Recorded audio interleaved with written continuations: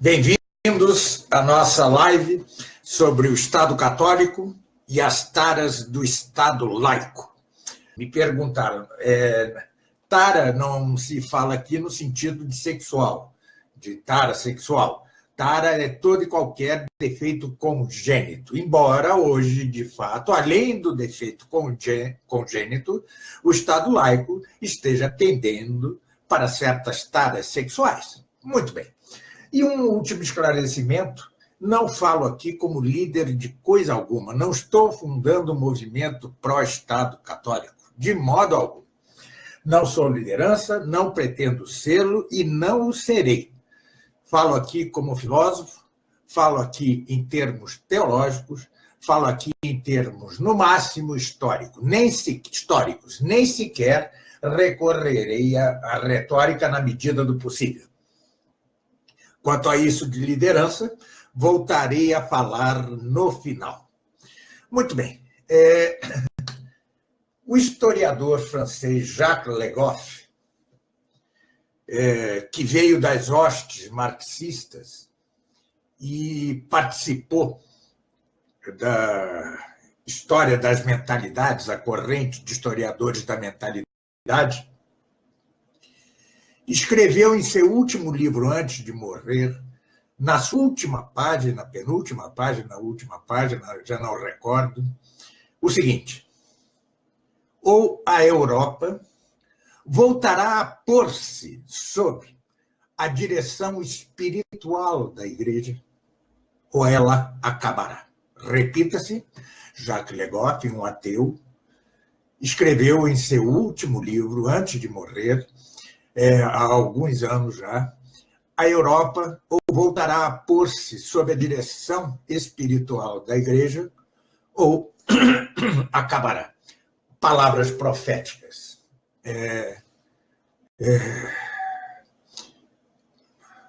O que estamos vendo hoje na Europa, sua debacle, sua ruína total, uma população apóstata que já não tem filhos. Um povo que não tem filhos é um povo que morre, que fenece, que se entrega a invasores. Ele mesmo se entrega a invasores. Não é que os invasores os invadam, é que a Europa mesma se entrega aos invasores. Pois bem, há apenas um contraponto, ou dois, ou três no máximo na Europa. A Polônia, a Hungria, dizem que a Croácia, não estou certo. O fato é que comparem-se o restante da Europa com a Polônia e com a Hungria, ao menos. E ver-se-á as vantagens práticas, já não digo teológicas, as vantagens práticas de pôr-se sob o reinado de Cristo, de pôr-se sob o estandarte de Cristo. Mas vamos aos poucos e por partes. Desde que eu, aqui neste perfil, anunciei o seguinte slogan: e se o Estado fosse católico? Isso gerou debates que ultrapassaram meu próprio perfil, debates dentro de meu próprio perfil. Tolerei laicistas aqui, tolerei. O que não quer dizer que eu vá fazer sempre, já que o espaço é meu. E por que se acendeu esse fogo todo em torno de um simples slogan? Porque estamos no centro da luta de vida ou morte que se trava na história entre Deus e o antideus, entre Cristo e o anticristo.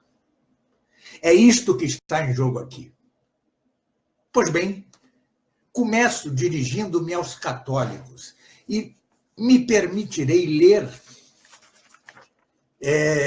com profusão o que o magistério da Igreja, em pelo menos infalibilidade ordinária, pelo menos, pois ao longo de 2000 anos, Abaixo desta postagem, da postagem desta live, estão os documentos que eu conheço sobre isso. Haverá muitos mais, certamente. E, junto com eles, 2 links para um vídeo meu sobre a Inquisição e outro para um grande texto em francês, infelizmente, sobre a Inquisição. Mas já voltarei a falar disso. Dirijo-me, então, em primeiro lugar, antes de explicar o que é o Estado católico do ângulo filosófico-teológico, dirijo-me a vocês, católicos, que suponho, saibam que o magistério da Igreja, se é infalível de algum modo, é a regra próxima da fé,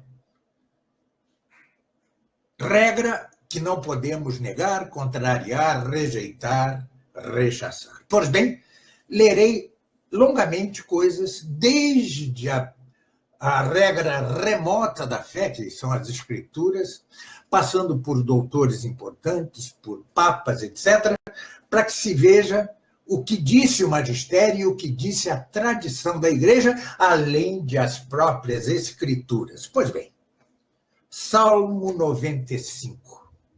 Dizei às nações, o Senhor é rei. Jubilem todas as árvores das florestas com a presença do Senhor que vem, pois ele vem para governar a terra. Julgará o mundo com justiça e os povos segundo a sua verdade. Já é o reinado de Cristo no Salmo 95. E diz nosso Senhor mesmo, no Evangelho de São Mateus, foi-me dado todo o poder no céu e na terra, e depois instruí todas as nações. Demos um salto para Santo Agostinho em sua carta ao governador Bonifácio. Uma coisa é para o príncipe servir a Deus na qualidade de indivíduo, e outra fazê-lo na qualidade de príncipe. Isto é bom para os que dividem impressionantemente a vida pública da vida pessoal. É como se fôssemos criaturas esquizoides. Na vida privada, eu obedeço a Cristo. Na pública, não. Como se não fosse exatamente a pública o remate da vida privada em ordem à salvação eterna. Mas vamos lá. Diz Santo Agostinho, uma coisa é para o príncipe servir a Deus na qualidade de indivíduo e outra fazê-lo na qualidade de príncipe. Como homem, ele o serve vivendo fielmente, como rei, fazendo leis religiosas e sancionando-as com um vigor conveniente. Os reis servem ao Senhor enquanto reis, quando fazem por sua causa o que só os reis podem fazer. Santo Agostinho. Agora, Santo Tomás, talvez fique um pouco obscuro por hora, mas já se entenderá mais adiante. É necessário que o fim da multidão humana, ou seja, da polis, da sociedade, da cidade, que é o mesmo que o do indivíduo, o fim dos dois é o mesmo, não pode ser diferente, não seja viver segundo a virtude, mas antes, mediante uma vida virtuosa, alcançar a fruição de Deus. Vamos ao documento, um dos documentos mais imperiosos do magistério quanto à necessidade do Estado católico. Já direi o que é o Estado católico.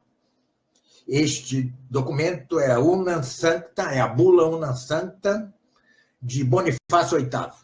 A Igreja tem em seu poder 2 gládios ou espadas, o gládio espiritual e o gládio temporal. Mas este último, gládio temporal, deve ser usado para a Igreja, enquanto o primeiro deve ser usado pela Igreja. O espiritual deve ser manejado pela mão do sacerdote, o temporal pela mão dos reis e dos soldados, mas segundo o império e a tolerância do sacerdote. Um gládio deve estar sobre o outro gládio, e a autoridade temporal deve ser submissa ao poder espiritual. Agora, uma bula de Inocêncio III, Apostolicae Sedis Primatus. A Pedro foi dado o governo não só da Igreja, mas do mundo todo.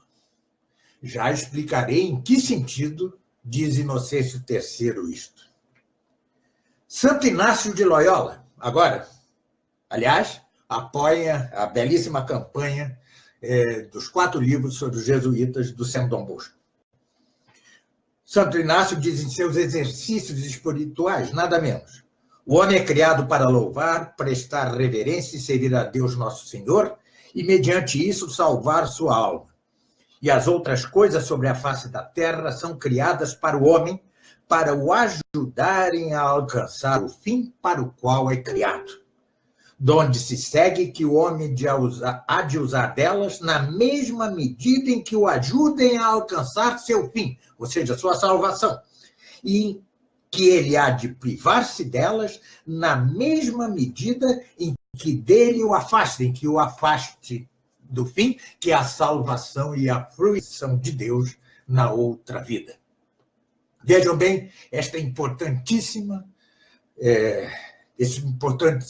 texto de Santo Inácio de Loyola. É o fim último o que deve reger a vida de cada um e de toda a sociedade. Aquele que vive sem viver para o devido fim será relegado, como dirá o cardeal Pie de Poitiers, à cloaca das imundícies eternas. Já o veremos. Se eu conseguir ganhar um rei, diz agora o nosso Santo Afonso Maria de Ligório, se eu conseguir ganhar um rei, terei feito mais pela causa de Deus do que se tivesse pregado centenas ou milhares de missões. O que um soberano tocado pela graça de Deus pode fazer no interesse da igreja e das almas, milhares de missões jamais o farão. Eis o Estado Católico. Agora, o cardeal Pie de Poitiers, em discurso ao presidente da República em 1870. O cardeal Pie de Poitiers foi o inspirador de São Pio X em seu pontificado. A consigna de São Pio X instaurar tudo em Cristo foi na verdade fornecida a ele foi fornecida pelo cardeal Pie de Poitiers. Para os povos como para os indivíduos, para as sociedades modernas como para as sociedades antigas, para as repúblicas como para as monarquias, vejam, a igreja não tem um regime preferencial. Isto está entregue ao livre debate entre os próprios católicos. Para as repúblicas como para as monarquias, não há sob o céu outro nome dado aos homens em que eles possam ser salvos além do nome de Jesus Cristo. Diz agora Leão XIII, os que no governo dos estados pretendem desconsiderar as leis divinas desviam o poder político de sua própria instituição e da ordem prescrita pela própria natureza. Em sua encíclica Libertas Prestantissimo. Agora, Dom Félix Sardá e Salvani, no livro O Liberalismo é Pecado. Na ordem das doutrinas, o liberalismo é pecado grave contra a fé. Na ordem dos fatos, é pecado contra os diversos mandamentos da lei de Deus e de sua igreja. São Pio X agora diz, não, a civilização não está por inventar. Ela já existiu, ela existe. É a civilização cristã, é a cidade católica, é o Estado católico, acrescento. O que falta é instaurá-la e restaurá-la sem cessar sobre seus fundamentos naturais e divinos, contra os ataques sempre renascentes da utopia malsã, da revolta e da impiedade. Instaurar tudo em Cristo. Este foi o lema do pontificado de São Pio X, lema que, por magistério ordinário, ou seja, por repetição de atos dentro do mesmo pontificado, feitos com solenidade e in persona Christi, deve considerar-se magistério ordinário infalível. Diz Pio XI em sua encíclica Quas Primas, que é a verdadeira Carta Magna, a verdadeira Constituição da cristandade. Feita, é verdade, um pouco tardiamente, mas feita. No juízo final, Jesus Cristo acusará os que o expulsaram da vida pública e, em razão de tal ultraje, aplicará a mais terrível vingança. Ou, de novo, no juízo final, Jesus Cristo acusará os que o expulsaram da vida pública e, em razão de tal ultraje, aplicará a mais terrível vingança. Diz agora Pio XII no discurso à União Internacional das Ligas Femininas Católicas. Nós percebemos a numerosa classe daqueles que consideram os fundamentos especificamente religiosos da civilização cristã sem valor objetivo para os dias de hoje, mas que gostariam de conservar o brilho exterior dele para manter de pé uma ordem cívica que não poderia passar sem tal. Corpos sem vida, acometidos de paralisia, são eles mesmos incapazes de opor qualquer coisa às forças subversivas do ateísmo. E, finalmente, João C., um laico que fundou La Cité Catholique, a cidade católica, apoiada justamente por Pio XII.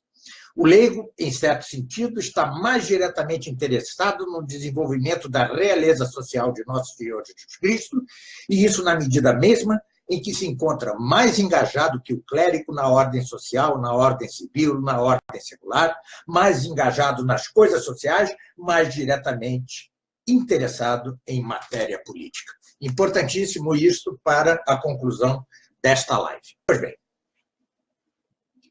Deus fez o homem, Adão e Eva, com quase nenhuma possibilidade de pecar, no chamado estado de justiça original. Não é que nesse estado, se Adão e Eva não houvessem pecado, não teria havido estado. Teria havido, como diz Santo Tomás, mas seria um estado sem coação, seria meramente administrativo, mas haveria. No entanto, Adão e Eva passaram por aquela única brecha que lhes permitia pecar, que era o pecado da soberba e da consequente desobediência. Pois bem, a partir daí veio a decadência da natureza humana e a decadência também, não que a natureza humana tenha desaparecido de modo algum, esse é um equívoco. Houve entre o paganismo mesmo éticas e políticas de peso, como a de Aristóteles, por exemplo, ou a de Confúcio na China, não são desprezíveis. O fato é que havia um divórcio entre o homem e Deus. Este divórcio só começaria a sanar-se, a sarar-se com a formação do povo eleito, do povo judeu. Aquele povo a que era preciso dar fé mediante os patriarcas para que deste povo nascesse pela carne o Redentor prometido da espécie humana. Pois bem, veio Cristo, veio o Redentor, veio o Messias e ensinou a seus discípulos algumas coisas. Primeiro, todo o poder me foi dado no céu e na terra. Segundo, ide e ensinai a todas as nações. Terceiro, reguem com sangue de seu martírio, imitando-me, reguem o solo do Império Romano, porque daí um dia nascerá a cristandade. Isto, obviamente, não está escrito. Isto é tradição. Né? A tradição é a segunda regra remota da fé depois das Escrituras. Pois bem, e assim foi feito. Foram séculos de martírio, de efusão de sangue, em que os cristãos não reagiam ao martírio e, com isso, o próprio império se tornou cristão. Claro que o Império Romano era débil demais e acabou caindo por suas próprias debilidades. Enquanto todos choravam o fim da civilização, porque para todos, ou para muitos, a civilização era sinônimo do Império Romano, Santo Agostinho, em todo o seu gênio, disse: evangelizemos esses bárbaros que nos matam. E foi assim que se formou a chamada Idade Média, nome horroroso dado já por uma ideologia revolucionária. Mas não temos outro. Medievo, Idade Média. Foi aí, dentro dos limites do possível na história humana, que se deu o ápice da cristandade. Atenção, leiam a introdução que faço ao Index Librorum Prohibitorum, que acaba de sair pela editora do Centro Dom Bosco, e verão que não mitifico a Idade Média. Estou longe disso e acho um desserviço sua mitificação. Isto não quer dizer, no entanto, que ali se tenha dado o que é próprio da cristandade e se tenha dado de melhor modo. O que é isto? É a ordenação do Estado à Igreja, que é a representante visível de Cristo Rei, a ordenação essencial do Estado à Igreja e a Cristo Rei, assim como o nosso corpo se ordena à nossa alma. Com efeito, se alimentamos nosso corpo, se tratamos bem do nosso corpo, se fazemos caminhadas para deixar nosso corpo saudável, não é senão em ordem a nossa alma. Assim também a ordenação do Estado à Igreja. E por que o Estado se ordena à Igreja e não a Igreja ao Estado? Porque o fim último do homem é Deus, na outra vida. Logo, todos os fins intermediários são meios para alcançar aquele fim último, assim como o fim da saúde do corpo se ordena a que o corpo sirva bem à alma e à inteligência. E, nesse regime, muito bem explicado por Santo Tomás em seu livro Do Reino, traduzi-o, anotei-o, prefaciei-o na bela edição da editora Armada. Adquiram. Ali está explicada o que é esta ordenação, mas nesta ordenação não é que os estados sejam católicos. Eles são mais que isso. Eles são membros da Igreja na qualidade de pessoa moral. Assim como eu, você e fulano ali somos membros da Igreja, também os estados, analogamente, eram membros da Igreja. Isso é verdade. Perfeita não é. Já ouvimos? Havia constante invasão de território alheio. Porque, vejam, uma coisa é que o Estado se ordene à Igreja. Outra coisa é que não haja duas jurisdições, e há. Há a jurisdição civil e há a jurisdição eclesiástica. E a jurisdição civil não pode invadir a eclesiástica, nem a eclesiástica na civil, a não ser em um sentido preciso, quanto à moral e os costumes. Por quê? Quanto à fé e os costumes. Por quê?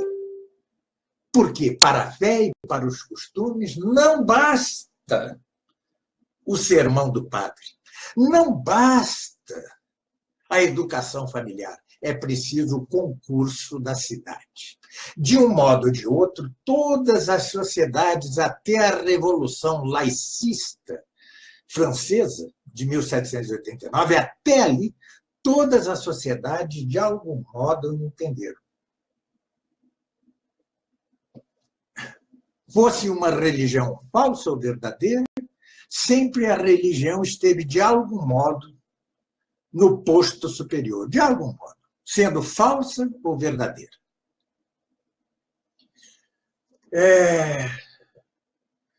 Pois bem, esta ordenação começa a ruir por defeitos internos da própria cristandade. Começa a ruir logo após a morte de Santo Tomás, por razões mil que não vem ao caso desfiar aqui. Aprofunda-se grandemente com o luteranismo. Dou-me o direito de ler um trecho de Eric Feiglin, na sua História das Ideias Políticas, volume 4. Um instantinho só. Aqui. Há, na verdade, diz Feiglin, uma linha inteligível partindo da destruição que Lutero causou na autoridade eclesiástica, passando pela destruição de símbolos dogmáticos na geração de Strauss, Bruno Bauer e Feuerbach, até a destruição de todos os deuses, ou seja, de toda a ordem autorizada em Marx. Embora fosse incorreto dizer que o caminho do protestantismo leva necessariamente de Lutero a Hegel e Marx, é verdade que o marxismo é o produto final da desintegração de um ramo do protestantismo liberal alemão. Essa foi a primeira quebra da cristandade, veio de dentro dela mesma. Foi um defeito. Aliás, o próprio Lutero veio de dentro da mesma cristandade. É a segunda quebra. Mas o pior ainda estava por vir. Estavam por vir aquelas coisas que o mesmo Eric Feiglin chama tão apropriadamente, vejam, não concordo em tudo com Feiglin, longe disso, mas que ele chama tão propriamente as religiões civis ou políticas, que são as ideologias. Dá-se, então, a Revolução Francesa liberal, em que se fundam alguns dos dogmas modernos. Primeiro, o poder vem do povo, não é verdade? Não só o povo, como o poder que ele possa ter é dado por Deus. Separou o altar e o trono.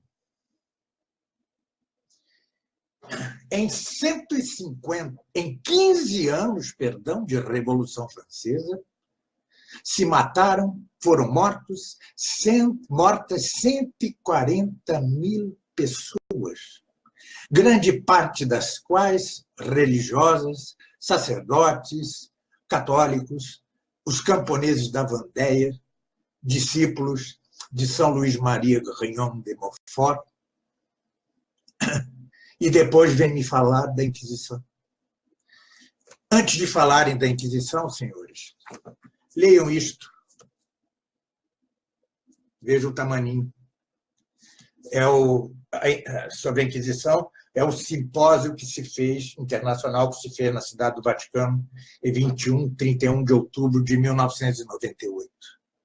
Leiam em francês, não posso fazer nada, o link que deixo aqui abaixo, a segunda postagem abaixo. Ouçam o que eu digo no vídeo. Em 250 anos de Inquisição Espanhola, foram entregues ao braço circular para execução, segundo o número mais alto, 3.503 pessoas sobre 44.679 acusados, ou seja, uma taxa de 8%. Isso em 200 anos. Isto é a cifra mais alta que eu consegui encontrar em gente séria, claro, não em comunista. E a Revolução Francesa, sozinha, matou em 15 anos 140 mil pessoas. Aqui eu falei de 3.503 em 200 anos. Mas, fosse isso pouco, esse Estado laico, instaurado pela Revolução iníqua francesa, teve filhos, teve brotos. Qual é? O comunismo. Antes, porém, do comunismo, a mesma Primeira Guerra Mundial teve duplo efeito principal. Primeiro, o fim do Império Austro-Húngaro católico. Depois, o fim do czarismo cristão, ainda que não católico. Este foi o duplo principal efeito da Primeira Guerra Mundial, a que se seguiu na Rússia a tomada do poder pelos bárbaros bolcheviques. sob cujo governo morreram, calculam alguns, 70 milhões de pessoas. Este mesmo mundo que gera um Hitler, que gera uma Segunda Guerra Mundial, em que morreram, segundo os dados que vi atualmente, 70 milhões de pessoas. A Revolução Chinesa de Mao Tse-tung mata mais de 100 milhões de pessoas. E hoje, quantos milhões e milhões não são mortos na barriga de sua mãe? Quantos e quantos milhões não são levados para o inferno? Simplesmente isso. Morrem em pecado mortal, vão para o inferno, porque prevalece o dogma de que a sociedade deve dar ouvido ao povo. Não, a sociedade deve dar ouvido a Deus. Dar ouvido ao povo, no sentido que liberais, comunistas e marcusianos entendem, é dar ouvido a seus instintos mais baixos, esses mesmos que condenam para a vida eterna. Pois bem, o Estado católico é algo, hoje em dia, muitíssimo difícil. Eu, até muito pouco tempo atrás, dizia, bom, marchamos para o anticristo. Mas eis que, de repente, surge algo como a Polônia e a Hungria. A Hungria põe em sua Constituição que ela está sob a coroa de Santo Estevão.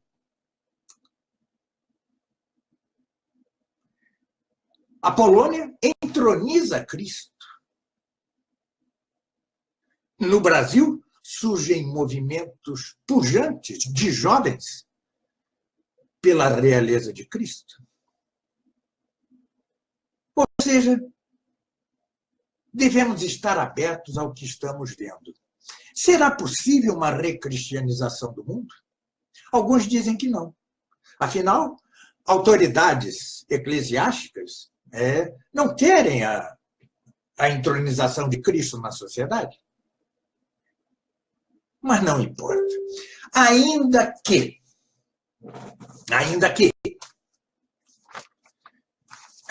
não seja possível a entronização de Cristo outra vez, né? Ainda que não seja possível,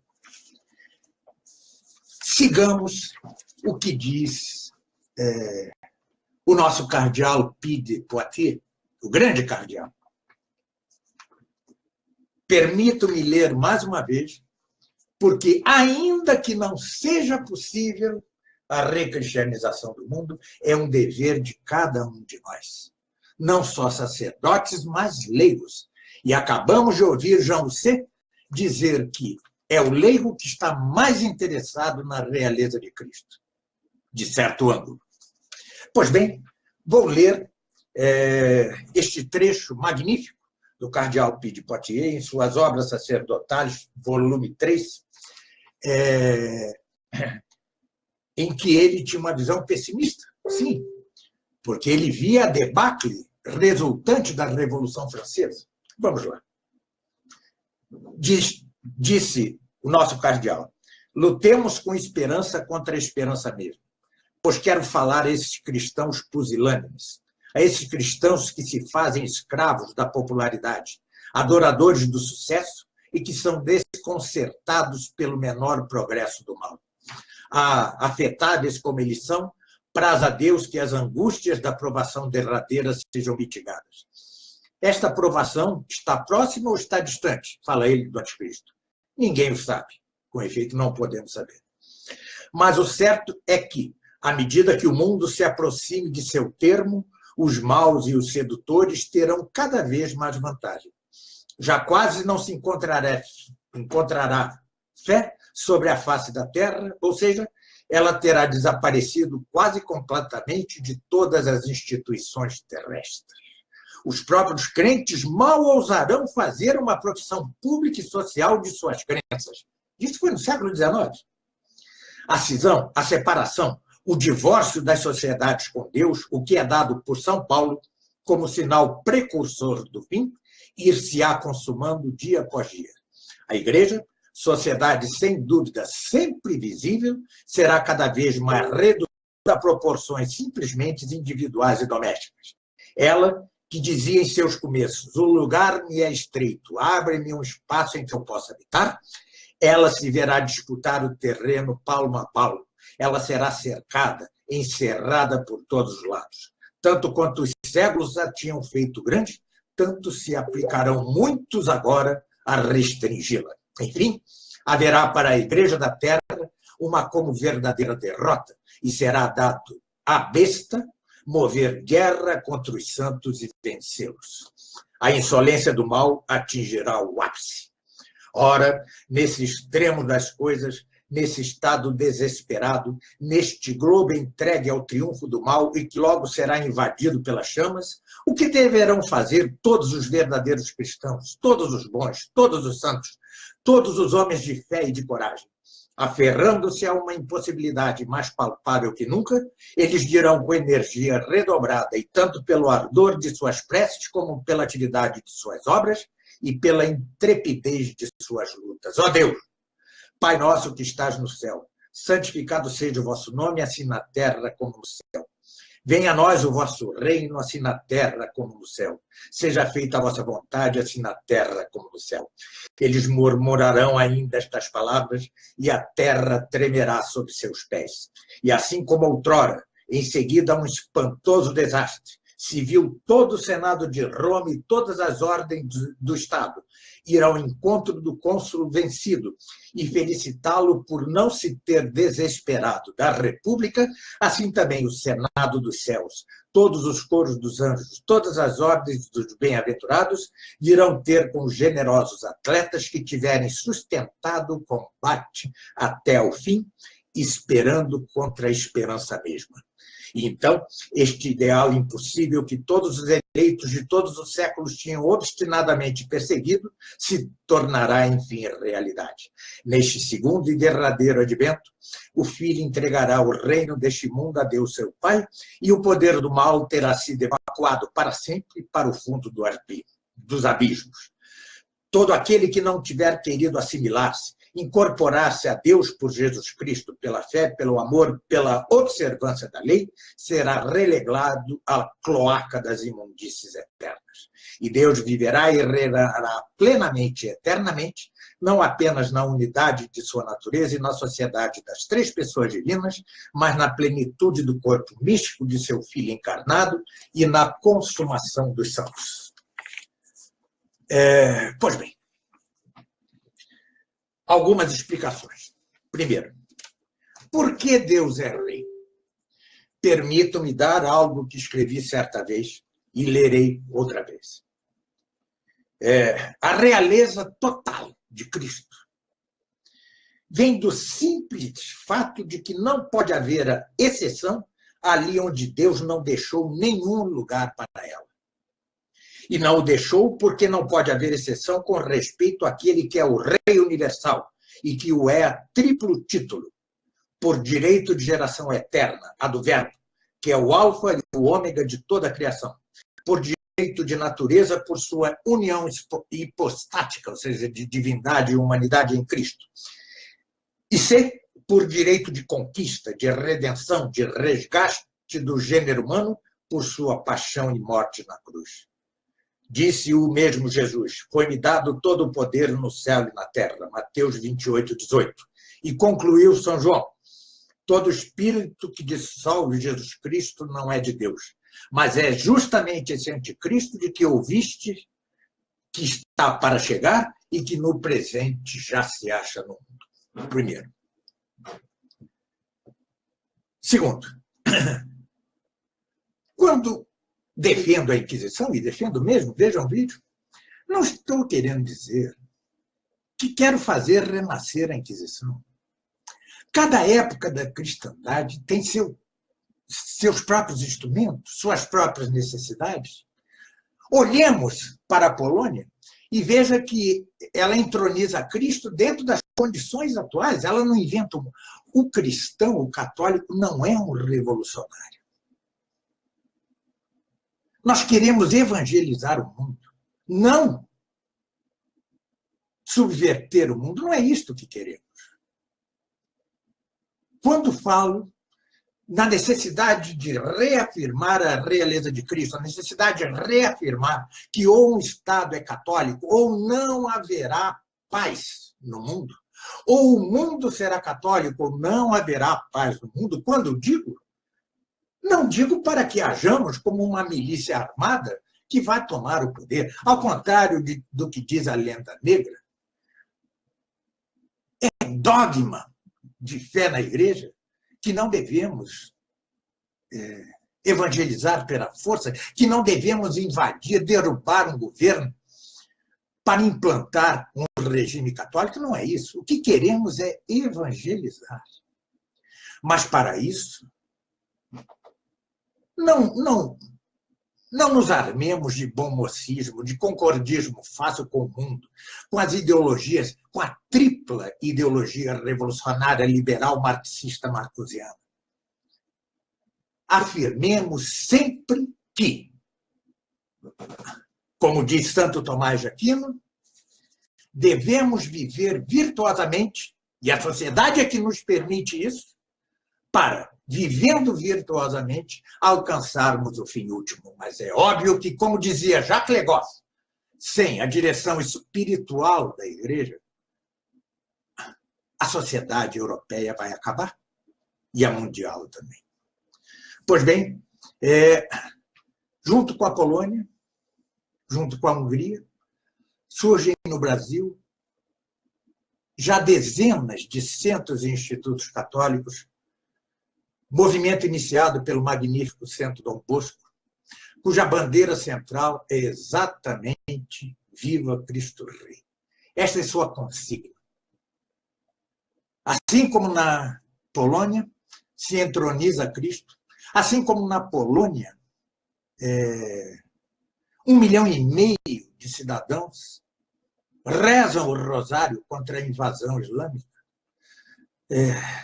e até agora estão vitoriosos. Parece um pouco o rosário os rosários rezados na Batalha de Lepanto contra os turcos, a princípio impossível de vencer, e, no entanto, vencida por intercessão dos céus. Assim também eu conheci o Centro Dom Bosco no início do ano passado,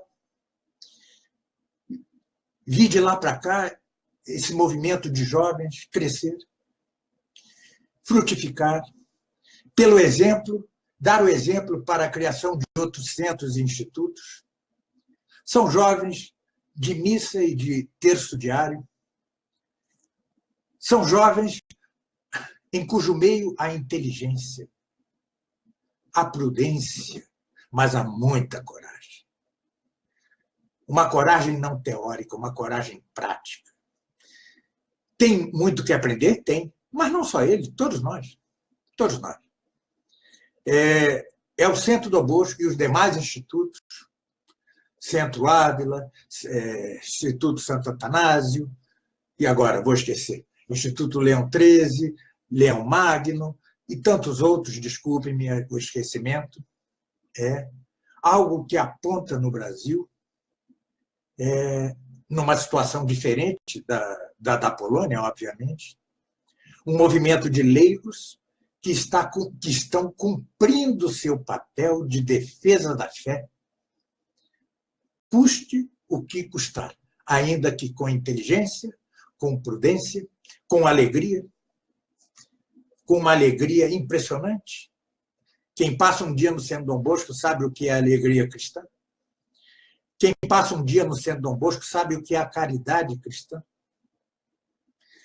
Quem passa um dia no Centro Dom Bosco sabe o que é a preocupação pela salvação das almas. Pois bem, o Centro Dom Bosco não brota do nada, não é um cogumelo. Ele é produto e não pode deixar de ser de moções do Espírito Santo, resultantes de sua oração constante, desta oração de jovens entre 18 e 35 anos, alguns mais velhos, mas essa é a maioria. E o central. O Centro Dom Bosco é pela realeza de Cristo. Esta é a bandeira central.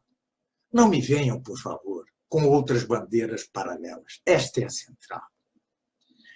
A crise na igreja é grave, todos o sabem.